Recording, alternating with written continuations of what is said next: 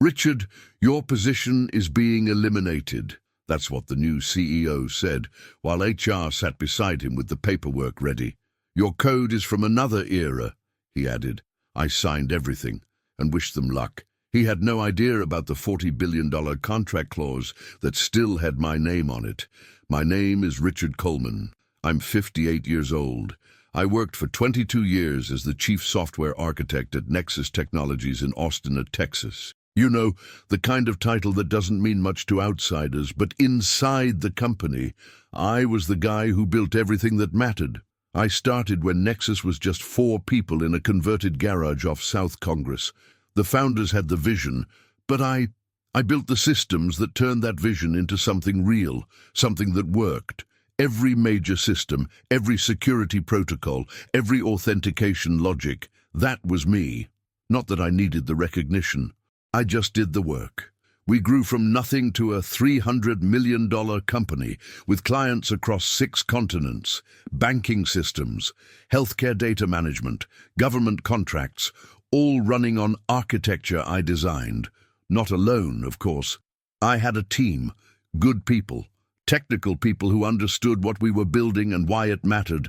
I never was the type to make speeches or schmooze investors. That wasn't my job.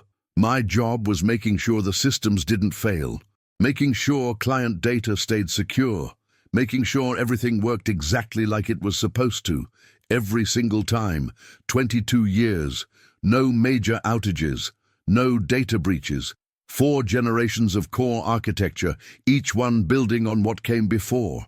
You don't replace foundations, you strengthen them. The board used to understand that, used to value stability and security over whatever buzzword was trending that quarter.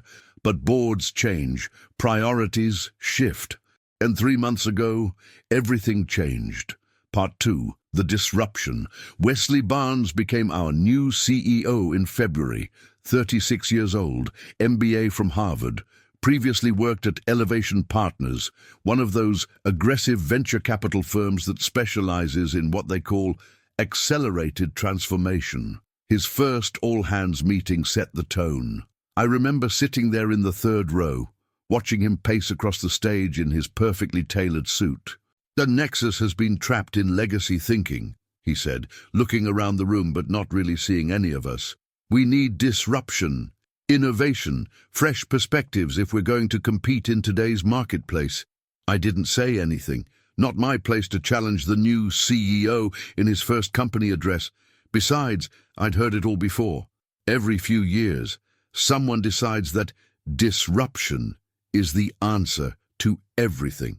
Usually by people who've never built anything that needs to last. For the next 3 months, Wesley brought in consultants, management experts, efficiency specialists, people who made PowerPoints about technical debt and innovation roadmaps without ever looking at a single line of our code base. I tried to explain our architecture once, in a leadership meeting. Wesley checked his phone the entire time I was speaking. When I finished, he just said, "This is exactly the kind of thinking we need to move beyond." Last Friday, Wesley and Tanya from HR called me into conference room B. Not Wesley's office, not even my office. A neutral space with glass walls where everyone could see but not hear. "Richard," Wesley said, still looking at his phone, "we're restructuring the development team. Your position has been eliminated, effective immediately." Tanya slid a folder across the table.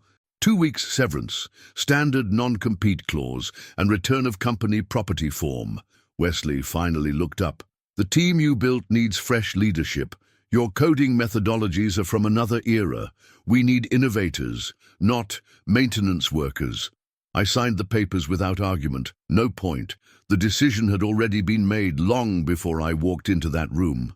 I cleaned out my desk, 22 years fits into a surprisingly small box, and walked out through the main entrance. I even wished them luck as I left, and I meant it. A lot of good people still worked there. In the parking lot, my phone buzzed. It was Sandra, our top developer, been with us for 7 years, brilliant coder. "This is insane, Richard," she said. "Nobody but you understands the core architecture, the modifications they're planning. They don't know what they're doing." They'll figure it out, I said, but we both knew they wouldn't, at least not in time. What Wesley didn't know, what he never bothered to learn, was that our biggest client, Fincor Banking, had a specific contract clause I'd personally negotiated years ago, a clause that was about to become very, very important. Part 3. The calculation. I drove home in silence. No music, no calls, just thinking. My wife was at her sister's that weekend. Good timing. I needed space to process what had happened, what was going to happen next. I poured myself 2 fingers of bourbon, took exactly 1 sip. Then I went to my home office and opened the fireproof safe in the closet.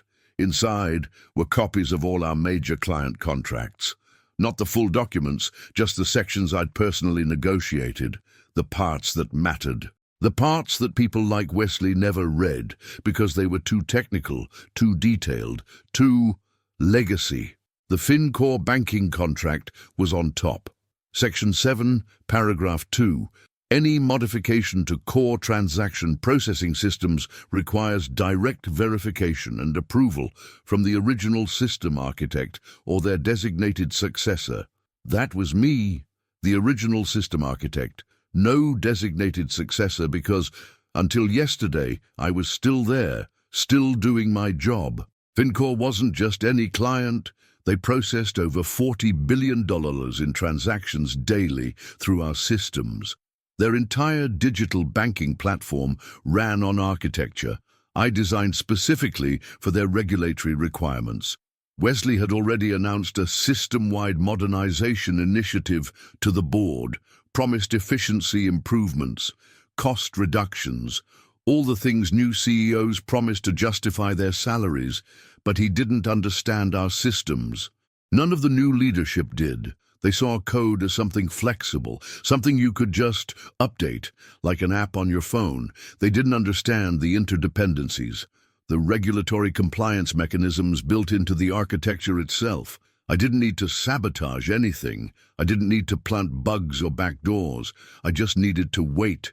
I made myself dinner, went to bed early, slept better than I had in months. Part 4. The observation. Monday morning. No alarm clock.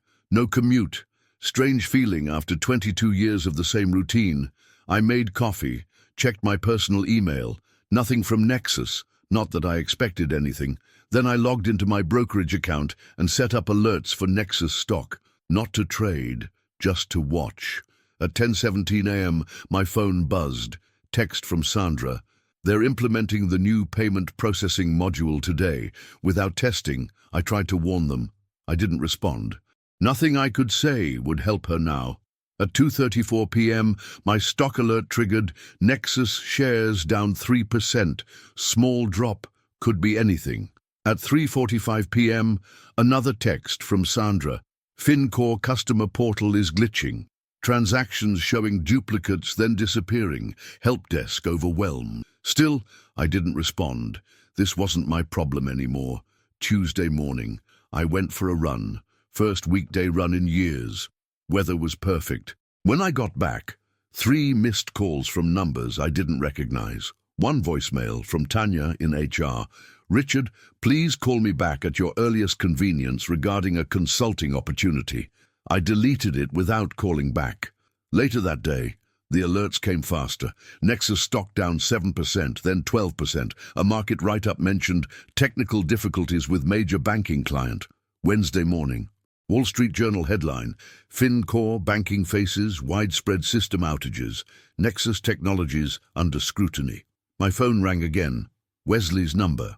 I let it go to voicemail. Richard, this is Wesley Barnes.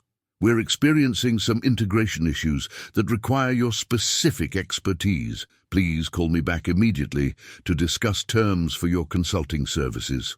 His voice had lost that confident edge. Good. I made another cup of coffee and opened my laptop. Logged into the financial news sites. Fincor customers couldn't access their accounts. ATMs were offline. Corporate clients couldn't process payroll.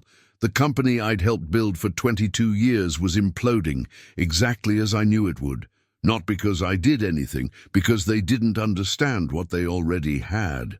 Part 5. The response. By Thursday, the situation had escalated. Fincor's CEO issued a public statement about vendor system failures without naming Nexus directly, but everyone in the industry knew. Nexus stock was down 23%. My phone wouldn't stop ringing. Wesley, Tanya, board members, even the original founders, who'd long since moved on to other ventures. I answered none of them. Instead, I drafted an email. Not to Wesley, not to HR, to the Nexus Board of Directors and the Fincor executive team, simultaneously. Subject: Contract Section 7, Paragraph 2, System Architect Approval Requirement to whom it may concern. As the original system architect for the Fincor banking implementation, I feel obligated to bring to your attention Section 7, Paragraph 2 of the service contract between Nexus Technologies and Fincor Banking, which specifies that any modifications to core transaction processing systems require verification and approval from the original system architect or their designated successor. As no such approval was sought or granted for the recent system modifications, Nexus Technologies may currently be in breach of contract. This potentially invalidates certain liability protections and regulatory compliance certifications. I'm available to discuss this matter at your convenience. Regards, Richard Coleman. I attached the relevant contract pages, highlighted the clause, and included the system modification announcements Wesley had sent to the company before my departure. I didn't press send, not yet. Timing matters in architecture. Timing matters in everything. Friday morning, 8 days since my termination. The Financial Times reported that Fincor was considering legal action against Nexus. The stock had fallen 31% in a week. Now I pressed send. 17 minutes later, my phone rang. The board chairman. I let it ring 4 times before answering. This is Richard. Richard, Thomas Grayson here. We've received your email regarding the Fincor contract. Yes. The board is convening an emergency session this afternoon. We would appreciate your participation. In what capacity? A pause.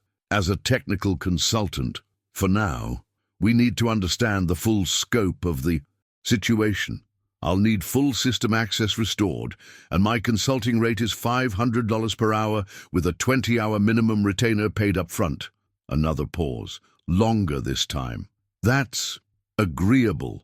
What time can you join the meeting? I'll be available at 3 p.m. Please ensure Wesley Barnes is not present. The longest pause yet. Understood. The meeting link will be sent to your personal email. I hung up without saying goodbye.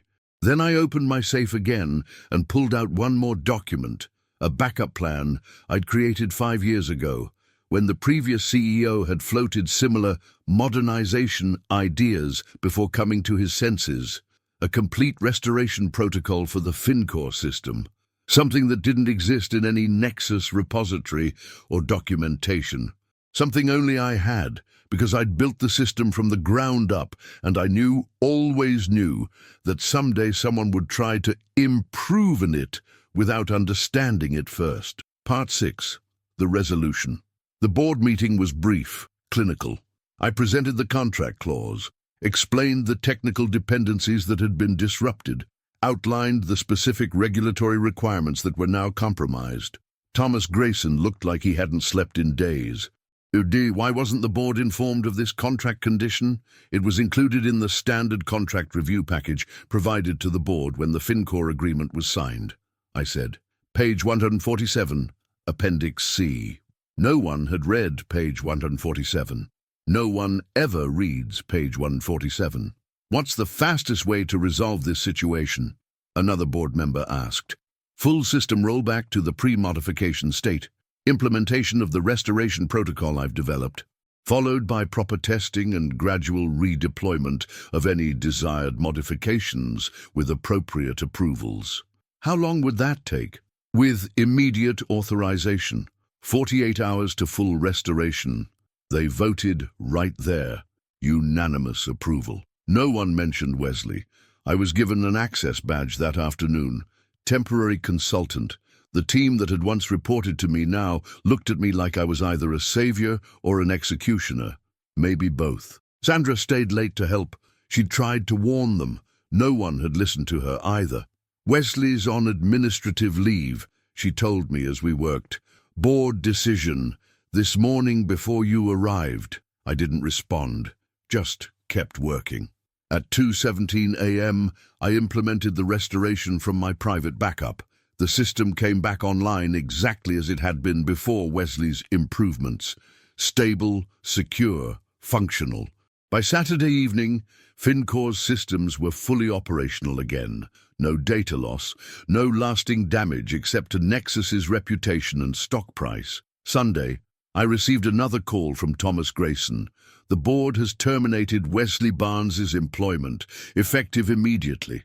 We'd like to discuss your return to Nexus in a leadership capacity. I'm not interested in returning as an employee, I said. What would interest you? I'll continue as a consultant. 3-year contract, full system oversight authority, direct report to the board, not to any C-suite executive. That's unusual. So is losing 30% of your company value in a week. He agreed to my terms the next day. Part 7, the aftermath. It took 6 weeks to fully stabilize Nexus. Morale was low. Trust was lower. Several key clients were reconsidering their contracts. I didn't need to build anything new, just ensure they didn't break what was already working, and make sure everyone understood, truly understood, the systems they were responsible for before making changes. Wesley Barnes landed at another tech company 3 months later. His LinkedIn profile described his time at Nexus as a strategic transition period. No mention of the stock collapse or the FinCore incident. I never spoke about him, never criticized him publicly. Didn't need to.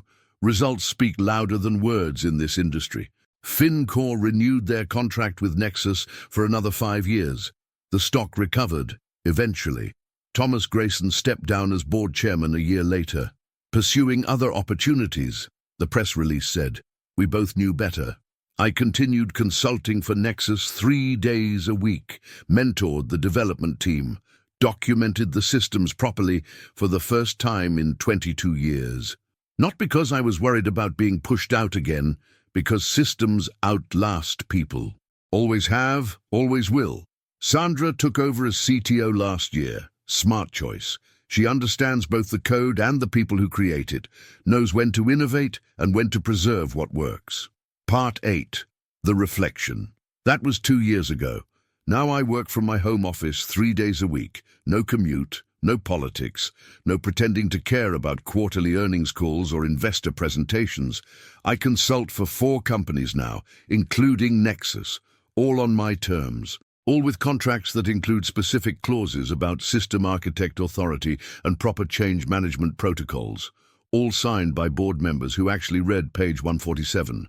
Wesley Barnes contacted me once only, about a year after everything happened. Wanted to clear the air over lunch. I declined. There was nothing to discuss. The new CEO at Nexus likes to talk about responsible innovation and architectural integrity. Good phrases. Hope he means them. The system I built still runs, processing billions of dollars in transactions every day.